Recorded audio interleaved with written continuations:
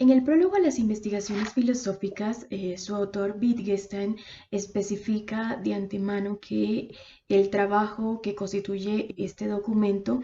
es, en todo el sentido de la palabra, un ejercicio de pensamiento que él ha venido realizando por lo menos 16 años. Entonces, cuando nos enfrentamos a las investigaciones filosóficas, es nada más y nada menos que ver el ejercicio realizado por Wittgenstein en el marco de unos 16 años. Aunado a esta especificación, Wittgenstein detalla los temas que va a comprender este texto. Como notarán, no aborda una sola temática, sino que más bien va en el sentido de abordar varias temáticas que van como desde la lógica, los fundamentos de la matemática, algunas consideraciones sobre la psicología, algunas precisiones, bueno, más bien muchísimas precisiones sobre el concepto de significado. Pero sobre todo lo que vamos a encontrar en esta obra es que todos estos temas van a ir articulados en un mismo sentido. La investigación del lenguaje va a ser como el norte quizás de esta investigación. Ahora bien, en el marco de esta sesión estaremos revisando algunas consideraciones de las investigaciones. Como notarán, las investigaciones es un documento bastante extenso y no bastaría una sola sesión para abordarlos, pero vamos a estar viendo como algunos de los aspectos más tematizados que tienen que ver con la cuestión del lenguaje. Y en primera medida ese es un tópico que necesariamente tiene que abordarse, pero también vamos a abordar, por ejemplo, algunas consideraciones que Wittgenstein estuvo realizando sobre las matemáticas y sobre el lenguaje que a esta, según este autor, le corresponde. También estaremos viendo algunas pequeñas consideraciones sobre la psicología y vamos a finalizar con algunas lecturas que de las investigaciones se ofrecen que versan precisamente sobre la idea, por ejemplo, de una lectura antropológica, de una lectura relativista. Vamos a estar precisando en qué sentido van estas lecturas y qué tanto influenció a la tradición del lenguaje ordinario. Las investigaciones filosóficas son publicadas en el año 1953. Nótese que son 2 años después de la muerte de Wittgenstein. Para 1951, Wittgenstein había adelantado el trabajo de organización de todas las notas, de todos los aportes que se encuentran en las investigaciones, pero también es cierto que ese proceso de reestructuración, de edición, de revisión incluso, no había terminado. Es curioso aquí señalar que para el caso Wittgenstein incluso puede fungir como un ejemplo de la rigurosidad en el marco de la escritura filosófica, porque él no escribía textos y solamente los corregía, sino que todos estos textos o estas anotaciones, porque más bien escribía en tono de pequeñas consideraciones, riguroso de revisiones. Y ya después era que él consideraba que estaban como ya listas para ser parte del documento. Prueba de este ejercicio, tanto de pensamiento como de escritura, se encuentra en la Universidad de Cambridge y en la Biblioteca Nacional de Austria, donde nosotros podemos encontrar los manuscritos de Wittgenstein. Estos manuscritos dan cuenta que las investigaciones pasaron por un proceso de escritura y revisión a tal punto que incluso conformaron otros textos que llevan por nombre gramática filosófica y el escrito a máquina. El escrito a máquina y la gramática filosófica entonces serían como la preparación para ese libro que estamos estudiando en esta sesión, que serían las investigaciones filosóficas. En términos de estructura, las investigaciones filosóficas está dividida en 2 partes. La primera parte contempla los años entre 1937 y 1938 y la segunda parte contempla toda la parte de 1945-1946. La primera versión que aparece de las investigaciones filosóficas es la que se encuentra a cargo de dos de sus albaceas. Recuerden que los albaceas de la obra filosófica de Wittgenstein son Ruth Riess, Elizabeth Anscombe y von Gray. Estos albaceas, bueno, particularmente dos, fueron los que se encargaron de la publicación de las investigaciones filosóficas, concretamente Elizabeth Anscombe y Ruth Riess. Esta publicación fue bastante importante porque permitió la difusión ya un poco más sistematizada de muchos de los pensamientos que incluso ya estaban como circulando. Recuerden que Wittgenstein en el marco de sus clases impartía en algún momento copias o incluso sus clases mismas permitían la difusión de su conocimiento, pero la publicación de las investigaciones a cargo de estos dos albaceas te permiten como tal la difusión, de tal forma que se logra una traducción al español y esta traducción va a estar a cargo de Alfonso García Suárez y Ulises Molina, y esta traducción al español, que también abre como una serie de impulsos, se da en el año de 1986 a cargo del Instituto de Investigaciones Filosóficas de la Universidad Autónoma de México. Cabe aclarar que la primera publicación que realizó Anscombe, esta edición ha estado como sometida por lo menos a 2 o 3 ediciones. Y para el caso de la traducción que se hizo, también sirvió de impulso para la publicación de lo que es el estudio introductorio que hace Isidoro Reguera ya por la editorial Gredos. Hay otra traducción, que esa traducción es un poco más reciente, que se hace de las investigaciones filosóficas, y es la que hace Jesús Padilla Gálvez a cargo de la editorial Trota. Entonces, esta investigación viene, hay una serie de justificaciones que se dan allí, de una serie de errores que todavía persisten en el marco de la traducción, pero esta es otra traducción con la que contamos para el público en castellano. En términos de recepción, las investigaciones filosóficas fue de alguna manera acogida por bastantes tradiciones, pero particularmente hay una que se basa bastante en estas ideas que expone Wittgenstein en este libro, y es la escuela del lenguaje ordinario.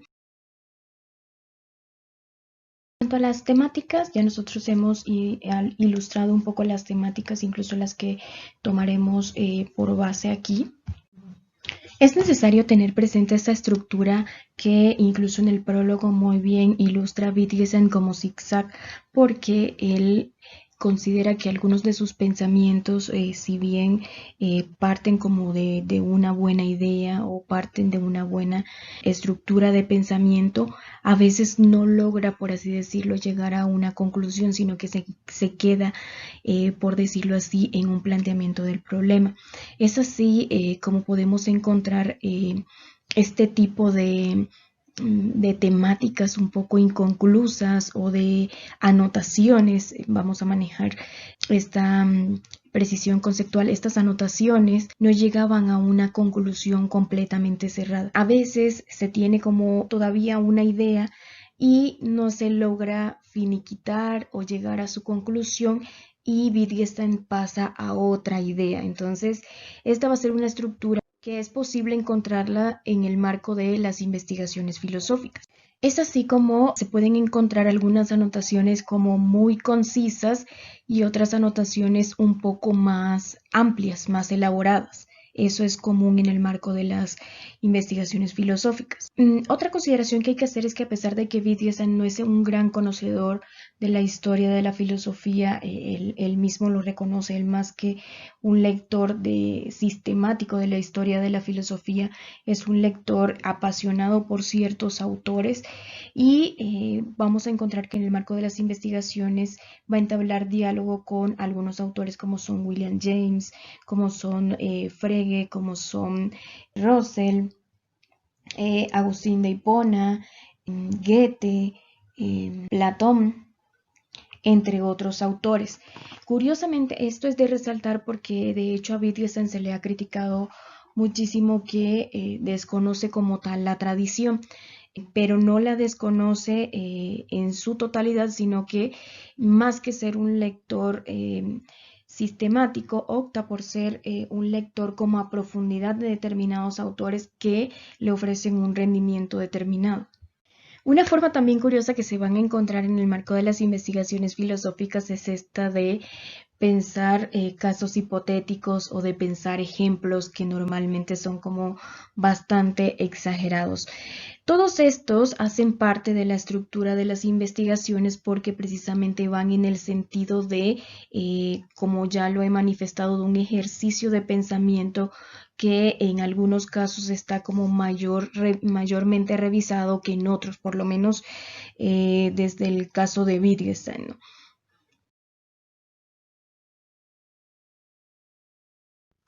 Como ya anticipamos un poco en el marco de las consideraciones que hicimos del prólogo, las investigaciones filosóficas es un proyecto en el cual Wittgenstein realiza consideraciones que en algún punto no están como finiquitadas sobre muchos temas. No obstante, ahí debemos aclarar que la mayoría de esas consideraciones que realiza las realiza precisamente mediadas por el lenguaje, así que el lenguaje es un tema necesario de abordar en el marco de este documento. Para comprender la concepción del lenguaje en Wittgenstein, incluso ya si nos referimos a la primera anotación que se encuentra en las investigaciones filosóficas, que incluso la tenemos en pantalla, el interlocutor que Wittgenstein tiene, por lo menos en esa primera observación, es San Agustín. Aquí curiosamente hay que hacer una precisión porque no está haciendo alusión al texto que más consideraciones sobre el lenguaje tiene en el caso de San Agustín, que es el de Magistro, sino que más bien se remite a una serie de consideraciones que se encuentran en las confesiones, en el texto de San Agustín titulado Confesiones. Entonces, Wittgenstein tiene a San Agustín por interlocutor. Aquí podemos ver en pantalla las consideraciones que le está resaltando de San Agustín, pero básicamente lo que hace es ver esta noción del lenguaje, pero en un tono crítico. En un tono crítico, ¿por qué? Porque básicamente lo que vamos a encontrar en San Agustín es una concepción que incluso esta precisión o estas aportaciones Wittgenstein ya las había desarrollado poco antes en su cuaderno, en su texto, perdón, los cuadernos azul y marrón. Este texto que es hace parte de unas, tampoco se publicó hasta después de su muerte, pero básicamente son las clases que él daba y que dio más o menos del 33 al 34 y del 34 al 35 es lo que conocemos como los cuadernos azul y los cuadernos marrón. En ese texto ya se encontraba como tal pequeñas alusiones a lo que es la definición ostensiva del significado. Es que esta definición como tal consiste en que nosotros, para dar con el significado de una palabra, nosotros tenemos que hacer, por así decirlo, referencia a la cosa. Wittgenstein va a decir que esta concepción trae consigo muchas implicaciones que pueden ser hasta cierto punto confusas porque el lenguaje no se maneja con cosas que directamente, bueno, el lenguaje sí se maneja con cosas que podemos de alguna manera apuntar, porque ese es precisamente el punto de la definición extensiva, que se acompañe la palabra y se acompañe la palabra, la enunciación de la palabra conforme a un señalamiento o a un objeto. Entonces, para este caso, Wittgenstein considera que es una concepción bastante simplista porque deja de lado ciertas palabras del lenguaje que nosotros comúnmente utilizamos, pero que quedan fuera, por así decirlo, de esta teoría, digámosle. ¿Cuáles serían esas palabras? Por ejemplo, la palabra aquí, no hay una forma de señalar correctamente el aquí sin que se caiga en confusiones o el allá, el ahora. Todas estas palabras implican como una cierta confusión porque no tienen una forma de apuntar directamente como si a los objetos. Entonces, por ahí va a entrar un poco la crítica, pero nótese que si bien el interlocutor es San Agustín, también incluso podría decirse que el interlocutor es el autor del Tractatus, que incluso en algún momento se refiere así a sí mismo, ¿no? Es decir, como el autor del Tractatus, pensaba en algún momento, esta es una concepción esencialista del lenguaje, es una concepción que de algún modo no explica la complejidad que implica como tal el lenguaje. Yo por caso puse unas cuantas expresiones, unas cuantas palabras, pero hay muchísimos ejemplos en los cuales esta concepción de definición ostensiva del lenguaje falla y entra, por así decirlo, a no cumplir con la explicación del lenguaje. Básicamente es una concepción del lenguaje donde las palabras nombran cosas, pero el lenguaje, para decir Wittgenstein, no se va a reducir a esto. Estas consideraciones que se hacen en tono crítico, pero como digo, tienen como interlocutor tanto a San Agustín, pero también al autor del Tractatus, les sirve como base precisamente para articular una propuesta. Aquí también hay que hacer una precisión porque Wittgenstein es muy escéptico de llevar a cabo o de trabajar con la noción de teoría. Él, por ejemplo, su propuesta no le dice teoría de los juegos del lenguaje o teoría del lenguaje, porque él es muy precavido con el uso de esta palabra. Para Wittgenstein el concepto de teoría implica como tal una comprobación, implica como tal una revisión, una sistematización, que para el caso, incluso para la forma en que está estructurada las investigaciones, no es posible darla, porque lo que vamos a encontrar precisamente en el marco de las investigaciones son consideraciones más bien sueltas, consideraciones que bien sí se pueden articular y que incluso él hizo un proceso o un esfuerzo más bien, un esfuerzo de articular todas estas consideraciones en torno a un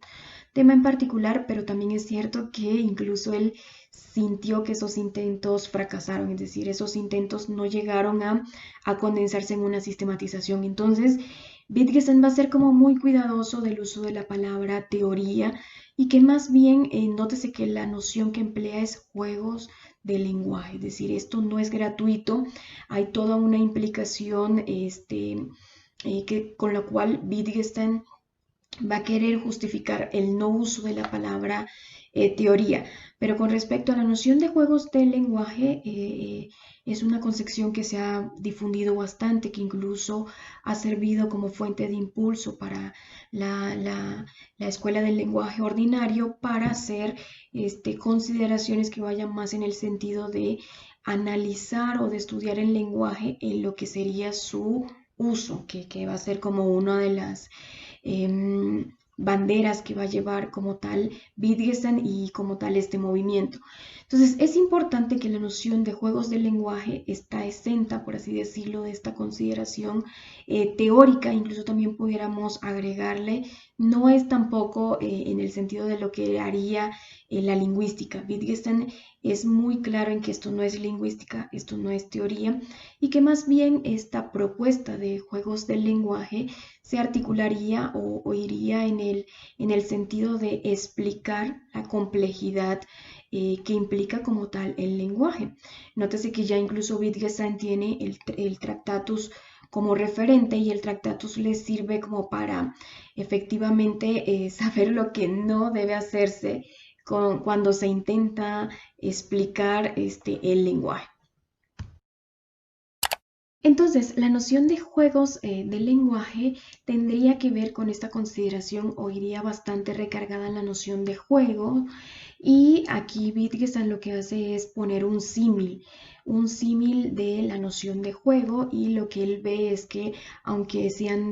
cada juego tiene como sus características y sus particularidades, pero una de las cosas que podemos notar en la noción de juego es precisamente este elemento de que se encuentra gobernado por reglas. Eso va a ser lo fundamental de la noción de juego y de la noción de juegos del lenguaje. El juego como tal es una noción que se encuentra gobernada, articulada por reglas.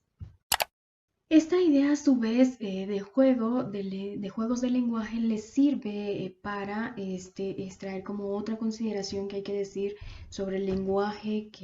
cómo se comprende el lenguaje por lo menos desde esta obra. Es la idea de que el lenguaje es una actividad en todo el sentido de la palabra, y esto implica que que para este caso concreto es una actividad que se desarrolla en el marco de una sociedad. Por eso es que incluso hay muchos estudios que parten de las investigaciones filosóficas, que incluso revisan lo que serían los argumentos del lenguaje privado, que revisan o incluso la contraargumentación que se puede hacer, porque ahí hay como autores que entran como un poco a defender una cierta posibilidad de este lenguaje, pero también es cierto que la gran mayoría va a ir en contra, sobre todo si se intenta como seguir a Wittgenstein un poco fielmente. Wittgenstein sería un escéptico de los lenguajes privados porque una de las características principales de la noción del lenguaje va a ser la característica de que el lenguaje es una actividad de carácter público. Incluso también pudiéramos agregarle el lenguaje es cuenta con este carácter intersubjetivo, es decir, se da en el marco de una comunidad. Los usos que de alguna manera se dan o que van a fungir como significados van a estar establecidos en el marco de esa comunidad, no son totalmente arbitrarios, sino que es la comunidad misma la que establece. Por eso es que el lenguaje no se puede desarrollar, o por lo menos desde esta perspectiva es muy difícil una justificación que vaya en el sentido de un lenguaje privado, más bien va a ir en el sentido de la articulación de que el lenguaje constituye una actividad completamente pública, con un carácter intersubjetivo que se alimenta de los sujetos o de los usuarios mismos que intervienen en ella. Una de las consideraciones más importantes que se realiza en el marco de estas consideraciones es el hecho de que el lenguaje no es una actividad fija, no es una cosa totalmente ya estructurada y finiquitada y cerrada, sino que es una actividad que precisamente como se vive el lenguaje, se usa el lenguaje,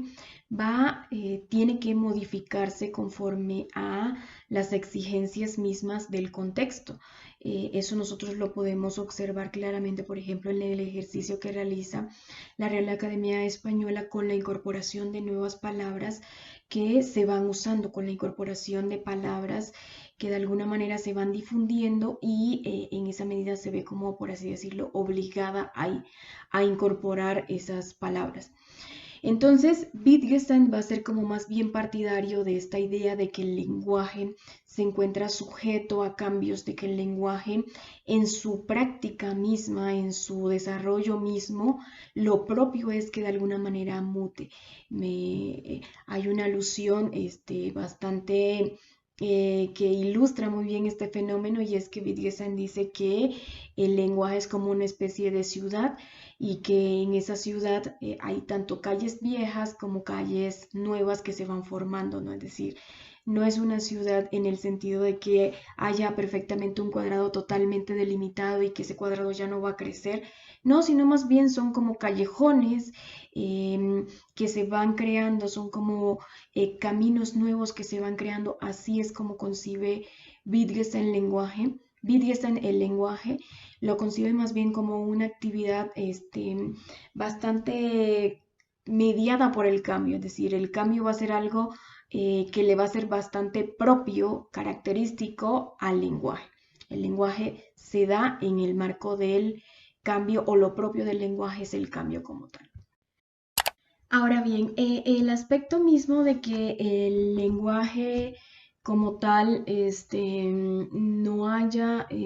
o se esté casi como sujeto, o que una de las características del lenguaje sea el cambio, no necesariamente indica o implica que haya como tal, que no haya, perdón, una normatividad. Hay una cierta normatividad, y que esa normatividad incluso hay como dos elementos a contemplar. Va ahí un elemento de lo dado, es decir, de todo ese conjunto de acciones y comportamientos que de alguna manera ya están estipulados, o en el marco del acuerdo de la sociedad ya están estipulados, y yo solamente ahí soy alguien que entra a hacerlos. Incluso Wittgenstein en este punto se pregunta por la justificación que es de esto, de lo dado, nosotros podemos establecer. Este es un tema que sí aborda en el marco de las investigaciones, pero este es un tema que se encuentra también más desarrollado en el marco de su último texto sobre la certeza. En el marco sobre la certeza, él trabaja con consideraciones que van en el sentido de certezas justificadas. ¿Cuáles serían esas certezas justificadas? Que de alguna manera llegan a un punto donde por más que tú te preguntes, la respuesta que se puede proporcionar o que se proporciona a este punto es así se hace, normalmente es como se desarrolla esta actividad, pero nótese que no es en todo el sentido de la palabra una justificación, sino es una justificación que se ampara, por así decirlo, en lo que Wittgenstein va a denominar lo dado, que esto tiene que ver con la forma de vida. La forma de vida es la que estipula precisamente este conjunto de prácticas o comportamientos, o que va a entenderse como lo dado. Incluso este elemento de lo dado puede definirse como donde las justificaciones se acaban o incluso aquello que no necesita ya una justificación. Por eso se esbozan como este tipo de expresiones como así es como lo hago, así es como se hace. Este son el tipo de expresiones que suelen acompañar este tipo de situaciones o de acciones que se encuentran en el marco de lo que se ampara en lo dado. Una vez dada la idea de lo que implica la forma de vida, de lo que implica la noción de juegos del lenguaje, ya se puede avanzar un poco más fluidamente en las consideraciones que Wittgenstein tiene sobre este tema. Y es que para Wittgenstein el lenguaje implica, lo define como una actividad, pero más que como una sola, la define como muchas actividades que nosotros podemos hacer mediante esta herramienta, porque eventualmente lo define también o hace el símil y lo compara como una herramienta. Entonces, esta herramienta nos sirve para realizar acciones concretas como preguntar, como hacer una exclamación, cómo mostrar una duda, cómo contar una historia, contar un chiste. Esto que se encuentra en la anotación número 23 de las investigaciones filosóficas, que da cuenta como de las múltiples actividades que nosotros podemos realizar por medio del lenguaje. Este no es un dato menor porque esto precisamente da cuenta incluso como por eso es que no se puede más que decir que Wittgenstein ve al Tractatus o al autor del Tractatus de una forma simplista, de una forma en la cual incluso solamente da cuenta de una forma de lenguaje. Mientras que aquí está dando cuenta de una multiplicidad de actividades que se pueden de alguna manera expresar a través del lenguaje. Nótese que uno de los puntos más débiles de la teoría tractariana, bueno, también eso entra como en discusión, es precisamente la idea de que el lenguaje ético, el lenguaje estético, el lenguaje religioso no tiene ninguna función. ¿Cuál va a ser entonces el papel que va a desempeñar ese lenguaje en el marco de las investigaciones filosóficas? Pues tiene que ver precisamente con la idea de que es posible no solamente el lenguaje de la ciencia, que era el lenguaje que se describía en el tratado, sino que ahora sí hay posibilidad de expresión para ese tipo de lenguaje. Aunque también es que hay que hacer la precisión ahí de que Wittgenstein no todas estas, como lo define como actividad, no lo está reduciendo a el lenguaje a palabras. Ahí, por ejemplo, el lenguaje se acompaña de expresiones, se acompaña de símiles, incluso él ha hecho alusión para explicar un poco estas consideraciones al símil de la herramienta y hay muchos al símil de la ciudad. Hay muchos ejemplos que él utiliza en términos de símil y hay ciertos ámbitos del lenguaje que son más ricos porque aprovechan esta posibilidad de hacer relación o incluso de utilizar una imagen, de utilizar la metáfora. Ahí se muestra como tal una cierta complejidad, pero también riqueza del lenguaje. consideraciones en torno a la regla, las consideraciones en torno a la forma de vida, lo que hacen es alimentar como tal la idea de Wittgenstein de que el lenguaje, si bien establece el símil como herramienta, si bien establece como varias construcciones, allí la idea que él va a tener o que quiere consolidar sobre el lenguaje es que el lenguaje como tal es una práctica de tipo social. Eso es como lo más importante, incluso consideraría que son como uno de los aportes que le ha servido no solamente a la filosofía, porque Wittgenstein es uno de esos autores que no solamente lo toman en el ámbito de la filosofía, por ejemplo, del lenguaje, sino que en el marco de la antropología ha tenido como cierto rendimiento en el ámbito de la lingüística incluso, o en el ámbito de la sociología. Entonces, esta consideración que tiene sobre el lenguaje, para empezar, que es una primera idea que quisiera redondear, es que el lenguaje, en todo el sentido de la palabra, tiene que ver con una construcción de tipo social. El lenguaje como tal es una práctica que se da solo en el marco social. Un segundo tema que podemos encontrar en el marco de las investigaciones filosóficas es el que refiere a las consideraciones que Wittgenstein establece sobre las matemáticas, o incluso yendo un poquito más a detalle, como los fundamentos de esta. Este es un tema que Wittgenstein, al regresar a la filosofía, cuando se vuelve a ocupar de cuestiones filosóficas, más o menos para el periodo de 1928, se va a ocupar precisamente de este tema en particular, siendo objeto de investigación este año, pero también hasta 1944. Nótese como todo el lapso que realiza como todas estas consideraciones sobre la matemática, pero como con muchos de los proyectos de Wittgenstein no logran ver la luz porque no encontraba como la forma adecuada de poder articular todas estas consideraciones. De hecho, él ya tenía el nombre del libro, que sería Observaciones sobre los fundamentos de las matemáticas, pero como sabemos, el único texto publicado de Wittgenstein es el Tractatus, y sobre todo para este segundo periodo de Wittgenstein encontramos que, a pesar de que tiene como mucho rendimiento en muchos temas, pasa lo mismo, es decir, no se decide a publicarlos porque considera que todavía no han pasado por las revisiones, a tal punto que en 1944 Wittgenstein abandona como tal el estudio de lo que serían las consideraciones sobre las matemáticas, pero más por cansancio de que estaba como constantemente revisando este tema, pero no llegaba a ningún punto, o no llegaba a articular un texto como tal. Entonces, este dato va a ser importante porque de hecho así va a ser con la psicología, por eso es que todos estos textos se publican de forma tardía. Incluso siendo un poco estrictos,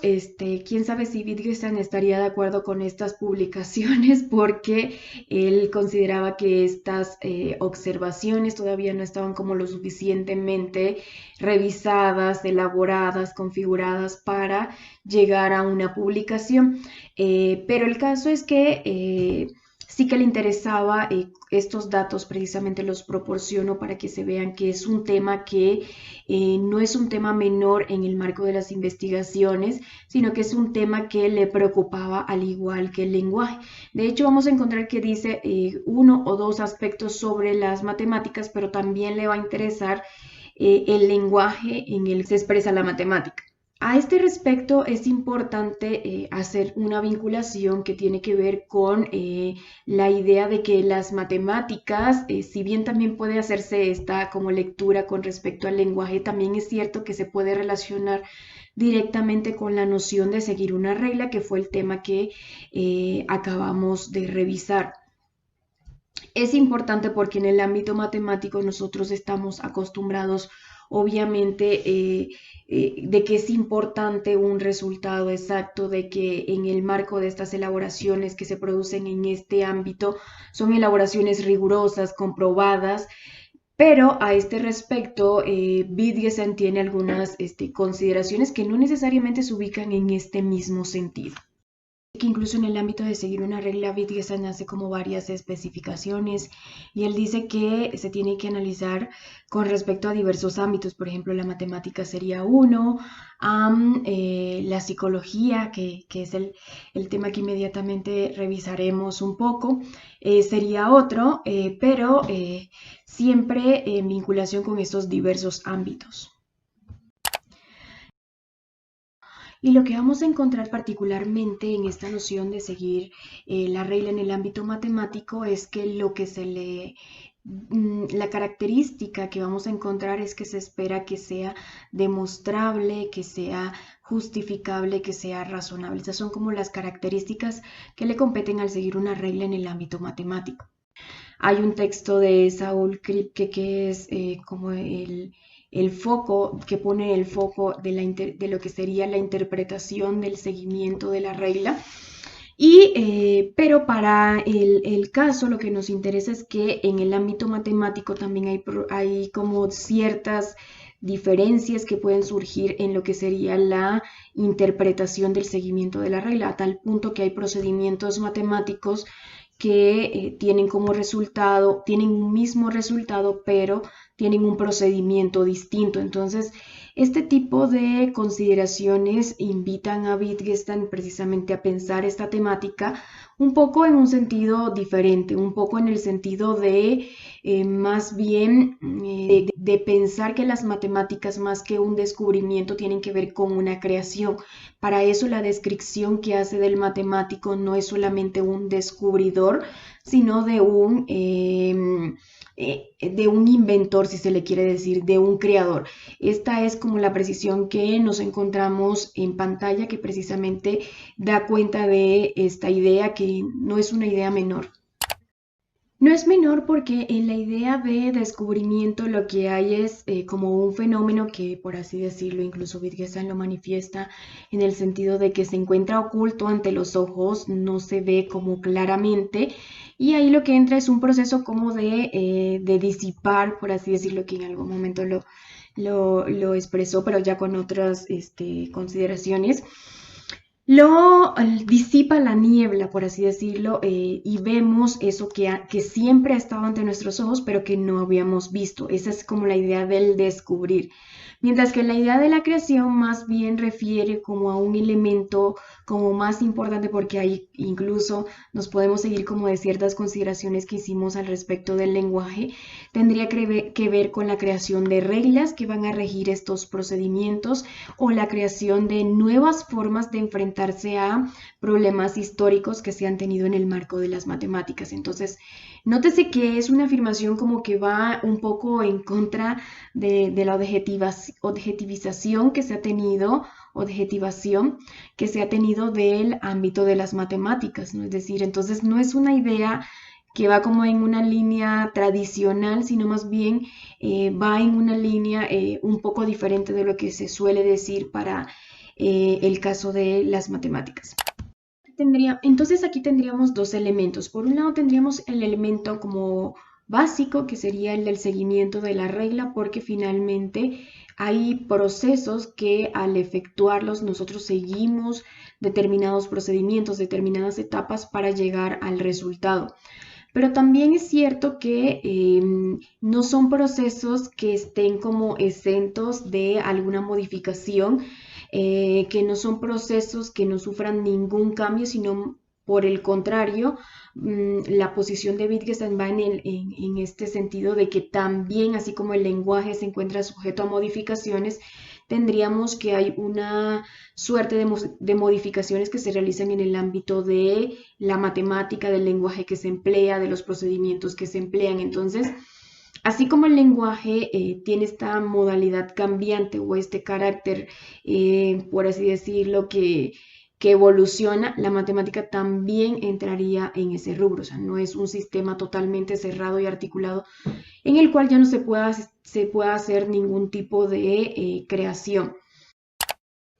Esto viene a responder una cuestión que no es menor en el ámbito de las matemáticas, que tiene que ver con el quehacer del matemático. Si el matemático solamente va a repetir o a reemplazar las fórmulas estipuladas, o si por el contrario hay la posibilidad de creación de nuevos paradigmas en el ámbito matemático. Ya con Frege nosotros vimos que existe la posibilidad de creación de ciertos aspectos, o más que con Frege vimos que el contexto de Frege, ¿no? Esta determinación que se hizo de los sistemas no euclidianos y que tiene que ver precisamente con este aspecto de encontrar que un axioma que se manifestaba de forma necesaria no lo era tal. Entonces surge como tal una nueva forma de planteamiento de los nuevos sistemas en el cual no se va a basar precisamente en la necesidad, sino que se va a basar en los aspectos contingentes. Para el contexto de Frege habían dos hechos, pero para el caso voy a retomar el primero, que tenía que ver con el surgimiento de estas geometrías de carácter no euclidiano y que precisamente apuntan a esta idea de que al encontrar que uno de los axiomas que conformaban esta propuesta no se mostraba o no cumplía con estas especificaciones de tipo necesario, lo que van a surgir son estas nuevas formas de realizar, o incluso se le denomina estas geometrías no euclidianas, o también que están fundamentadas en axiomas alternativos. Entonces, esta es una forma de mostrar que en el ámbito de la matemática sí es posible la creación por contraposición de lo que históricamente se ha manejado en matemática. Aunque también es necesario hacer la precisión de que los cambios en matemáticas ciertamente son muy pocos en consideración, por ejemplo, a otras áreas del saber donde lo que tenemos es una proliferación de avances o de descubrimientos o de creaciones, si se le quiere como seguir con esta idea, ¿no? Entonces, para este caso es importante que Wittgenstein sí maneja o relaciona la matemática con el lenguaje, lo que le permite precisamente afirmar que en la matemática se puede ver un cambio, se puede realizar creación y no solamente descubrimiento, ¿no? En suma, podemos decir que esta vinculación del lenguaje, de las tres consideraciones, matemática, lenguaje y regla, vale para extraer la conclusión de que es posible o el seguimiento de la regla en el ámbito matemático puede relacionarse efectivamente con el seguimiento de un proceso estipulado para llegar a un determinado resultado, una determinada incluso certeza. Pero también tiene que ver con la creación de nuevos procedimientos, de nuevos procesos que permitan llegar a este o a otro procedimiento de tipo matemático. Otro tema que es necesario abordar desde las investigaciones filosóficas es el tema de la psicología. Para Wittgenstein, de hecho, junto con las matemáticas, este es un gran tema porque dedicó gran parte de su investigación a dicho tema. No obstante, también hay que aclarar en este punto que el interés de Wittgenstein ciertamente no está centrado en la psicología como tal, sino que más bien va a estar centrado en el lenguaje que emplea la psicología. Él considera que es a partir de allí donde se pueden realizar como los análisis que él considera importante.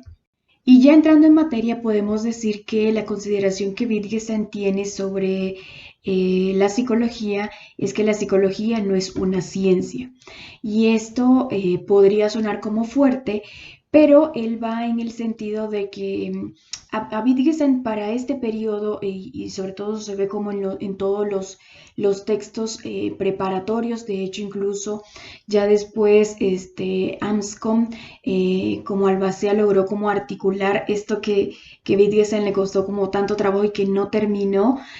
Es decir, todas las observaciones que había realizado sobre la psicología, y es ahí cuando sacan como filosofía de la psicología. Y este título pudiera prometer ciertamente una filosofía de la psicología, pero lo que más vamos a encontrar en estas observaciones tendría que ver con las precisiones que en términos del lenguaje, según Wittgenstein, le corresponde a esta área del conocimiento. Entonces, la psicología va a ser un área específica que históricamente se ha concebido como la ciencia que estudia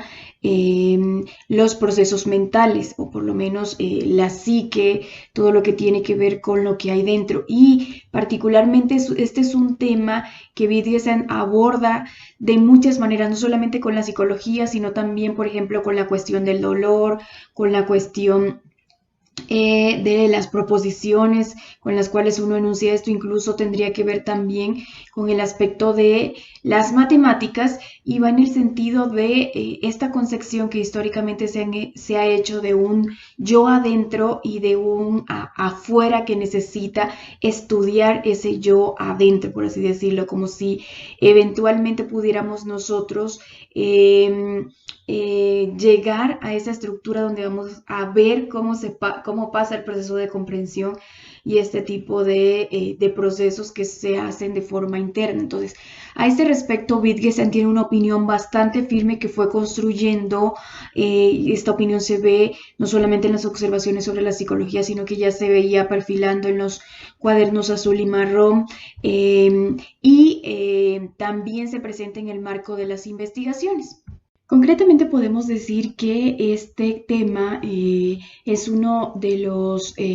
temas duros que Wittgenstein le interesa trabajar, precisamente porque al volver en 1929 a la investigación filosófica, ya las clases de 1932, 1933, ya él tematiza precisamente esta cuestión de la posibilidad del lenguaje privado, pero más bien, como hemos visto, la línea de las investigaciones filosóficas va en un tono crítico, es decir, qué argumentos podrían, por así decirlo, sostener esta hipótesis, y para el caso, los dos temas que le ofrecen mayor rendimiento para la disertación sobre el lenguaje privado va a ser precisamente el lenguaje matemático y el lenguaje de la psicología. Como habíamos dicho y como hemos visto en el tema anterior de la matemática, este es un tema que ocupó a Wittgenstein gran parte de las disertaciones y de las clases que había realizado Wittgenstein las ocupa precisamente en estas investigaciones, en estas anotaciones sobre tanto la matemática como la psicología.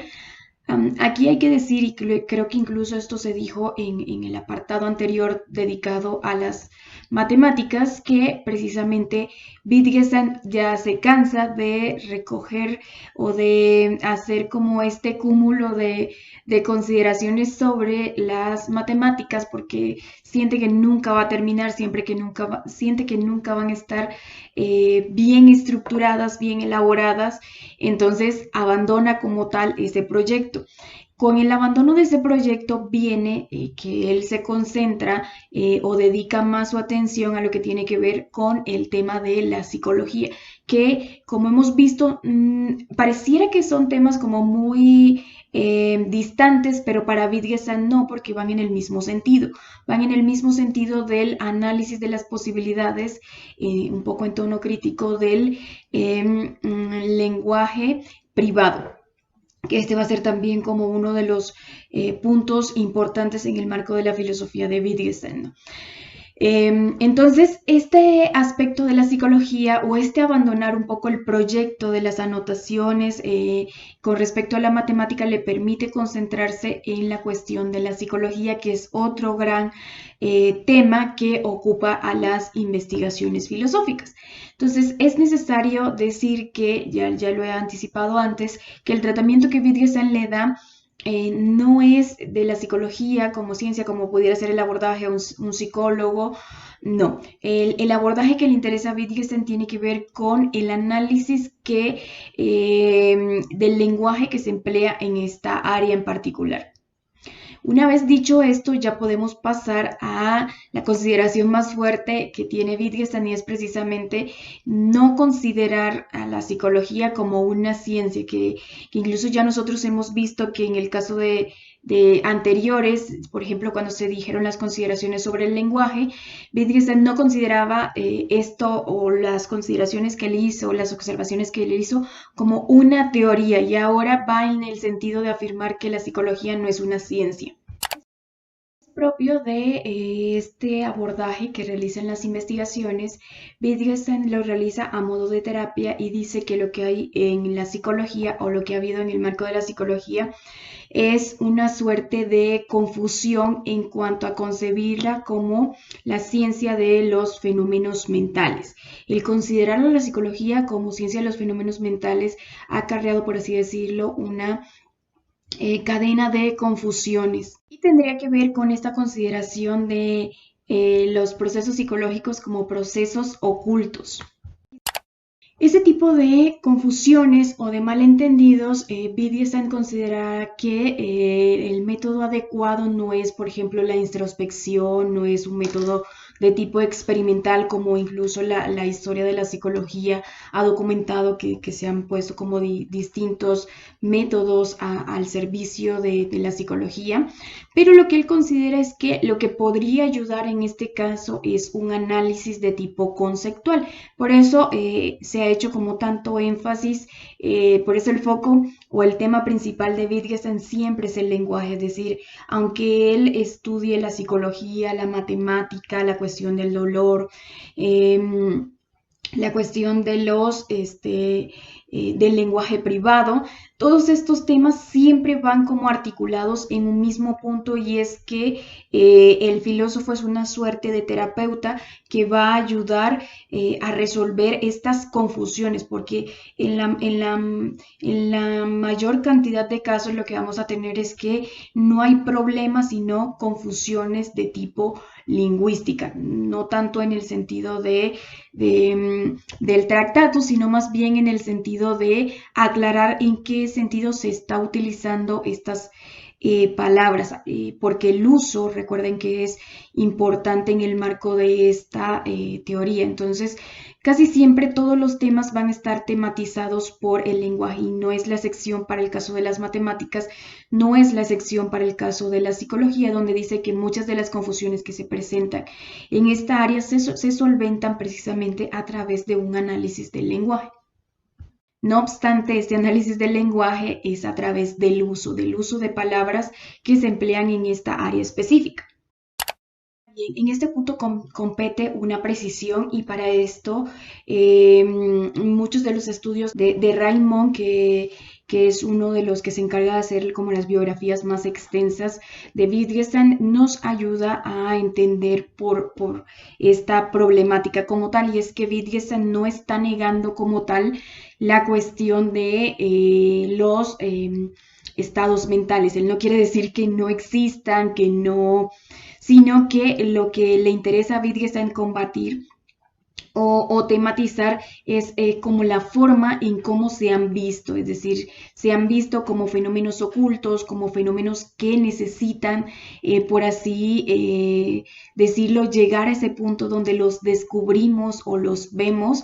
y no es el caso, es decir, no le compete esta búsqueda, según Wittgenstein, y que lo que nosotros podemos hacer en el mejor de los casos, que eso sí lo tenemos, lo podemos hacer, lo tenemos a la mano, es una búsqueda por cómo utilizamos las palabras o las palabras que escogemos para precisamente referirnos a estos acontecimientos. Obviamente, la forma en que analiza Wittgenstein la psicología es bastante particular, e incluso pudiera, no sé qué tanto rendimiento tenga realmente en el ámbito de la psicología, pero estas son como las apreciaciones que él consideraba importantes para precisamente salir de las confusiones que él consideraba está la psicología. Y también la filosofía, no es exclusivo de incluso la matemática, por eso va como en esta misma línea. Ahora bien, en lo que respecta al tema de la recepción o cómo fue recibido efectivamente en las investigaciones filosóficas, es mucho lo que se puede decir. Puede empezarse diciendo que las investigaciones filosóficas sirven como un impulso también para otra serie de impulsos que se realizan en lo que va a ser conocido como la escuela de el análisis ordinario, más bien, mejor dicho, la escuela del lenguaje ordinario, pero que se concentran precisamente en un análisis basado como tal en el uso, es decir,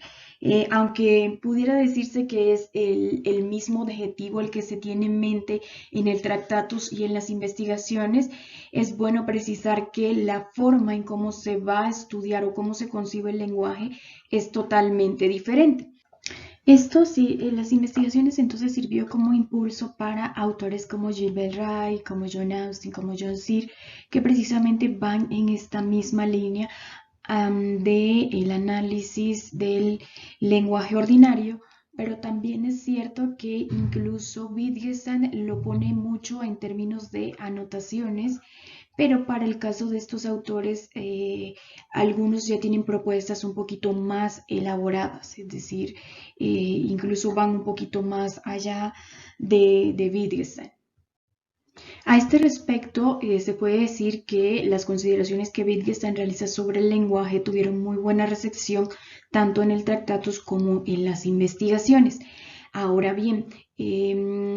durante esta sesión he tratado de dejar claro o es un buen momento para hacer énfasis en la idea de que las investigaciones no solo es un texto que permite rendimientos exclusivamente en el ámbito del lenguaje. Ahora bien, las investigaciones han tenido un rendimiento mayor o una influencia mayor que lo que respecta a la cuestión del lenguaje. Allí es posible decir que a grandes rasgos podemos hacer una división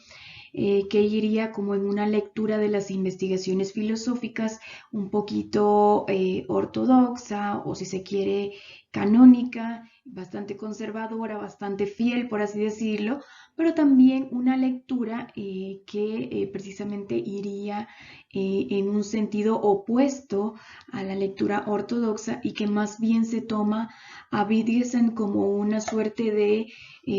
tal como lo decía en el prólogo, como una suerte de ejercicio de pensamiento a partir de las consideraciones que en las investigaciones filosóficas se hacen. Es decir, toman a Wittgenstein como impulso para ciertas elaboraciones que tendrían que ver con la antropología, con la sociología, con otras cuestiones que nosotros pudiéramos decir que a Wittgenstein le son un poquito más distantes o que no se encuentran totalmente planteadas evidentemente en las investigaciones filosóficas. Entonces, a este respecto, pudiéramos aclarar que la primera lectura, una lectura un poquito más conservadora, estaría encabezada por su albacea, que sería en este caso Elizabeth Anscombe, que ha optado por una lectura bastante fiel de este autor. Esto no significa que ella no haya hecho elaboraciones. De hecho, Elizabeth Anscombe tiene un proyecto en el cual que se plasma en su libro Intención, que ahí podemos ver muchísimas de las consideraciones que Wittgenstein ha realizado sobre la psicología, pero ya con un rendimiento, pudiéramos decir, diferente. Y este texto también vuelve a algunas consideraciones incluso de los cuadernos azul y marrón, pero pudiéramos decir que a pesar de que se maneja en una línea bastante ortodoxa por seguir fielmente a Wittgenstein, hay una propuesta en este documento, ¿no? Pero también podemos ubicar algunas apreciaciones o algunos trabajos como sobre Wittgenstein de Jacob Hintika, o también podemos ubicar los trabajos de Peter Hacker, de Brian McGuinness y otros que se encuentran precisamente en esta idea de una lectura que ciertamente les ofrece un rendimiento, pero pudiéramos decir que sería la lectura ortodoxa o canónica. Ahora, hay otros autores que solamente han tomado a Wittgenstein como una inspiración y que incluso pudiéramos decir que hasta se alejan. Para este tipo de lecturas vamos a poner por caso dos que van en el sentido de Peter Winch, que va muy en la idea de vincular a Wittgenstein e incluso la filosofía con, bueno, hace ciertas elaboraciones que tienen que ver con las ciencias sociales concretamente, y estaría como la perspectiva de Saul Kripke, que Saul Kripke problematiza esta cuestión que ya hemos ido anunciando, que tiene que ver con la cuestión del lenguaje privado. Para el caso de Peter Winch, además del texto que tenemos en pantalla, que es Estudios sobre la filosofía de Wittgenstein, Peter Winch tiene otro libro que se llama Ciencia Social y Filosofía, y ahí toma como referente, o incluso en algunos de los capítulos que conforman este documento, Wittgenstein es siempre como el interlocutor o el autor base. El rendimiento que le ofrece Wittgenstein a este autor en particular es ir en la idea de que si alguna función ha de tener la filosofía, es precisamente la de ayudar a solventar ciertos problemas. Pero esto igual está basado como en una idea un tanto polémica, porque Winch considera que la filosofía como tal, esto se fundamenta bajo la idea de que los estudios en ciencias sociales y la filosofía no son cuestiones opuestas, sino más bien elementos que deberían actuar en conjunto para como mejorar el procedimiento de las ciencias sociales. Incluso hay un capítulo que también está dedicado a las ciencias naturales, que tampoco va como en opuesto, sino más bien como en comunión, y lo que aclararía esto sería precisamente la función de la filosofía, es decir, esto es posible mediante la función de la filosofía como esta auxiliar que ayuda precisamente a clarificar ciertos problemas, esto mediante el estudio del lenguaje. Hay otra lectura que, como vemos en pantalla, sería la de Saul Kripke, que tiene que ver con la noción del lenguaje privado. Aquí, curiosamente, este es uno de los temas como que más ha generado como argumentación a favor, en contra, y es porque el tema es bastante interesante. Lo que se encuentra en el centro de esta temática es lo que se considera una paradoja, o lo que Kripke va a considerar como una paradoja con respecto al lenguaje. Incluso hay como un análisis que Kripke hace a partir de las matemáticas, pero que él considera que se hace extensivo, que él inicia en las matemáticas, o que él hace la lectura a partir de las matemáticas, pero que se puede hacer extensivo al campo de